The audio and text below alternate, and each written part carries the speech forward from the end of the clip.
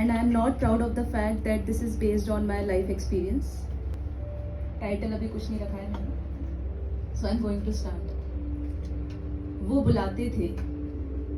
बुलाते थे और हम आँख चुराकर निकल जाते थे. वो बुलाते थे और हम आँख चुराकर निकल जाते थे, क्योंकि हम जरा जल्दी में होते थे और वो थोड़ा कम सुन पाते थे. हम सोचते थे कि फुर्सत से बैठकर बात करेंगे उनसे, पर वो फुर्सत के पल कभी नहीं आते थे. वो बुलाते थे और हम आँख चुराकर निकल जाते थे. वो मजबूर थे, ठीक से चल नहीं सकते थे.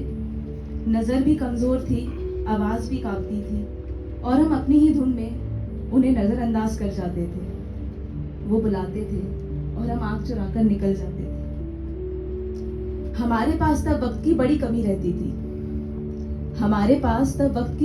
रहती थी और उनके पास भी अब वक्त बहुत कम था.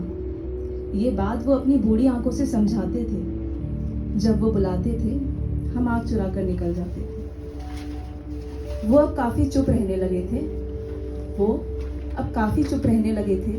हमें देखकर अक्सर उनके आंसू बहने लगे थे, और ये देखकर हम थोड़ा सहम से जाते थे, क्योंकि हम भी उन्हें खोने से डरते थे. उन्हें जाता हुआ देखकर हम रोने से डरते थे, और भी ना जाने हम किस किस बात से घबराते थे. तो वो जब भी बुलाते थे, हम आँख चुराकर निकल जाते थे. फिर एक दिन अचानक चले गए वो, दिल में सारी बात लिए. वो प्यार, वो यादें, वो फिक्र में उनके सारा आशीर्वाद लिए.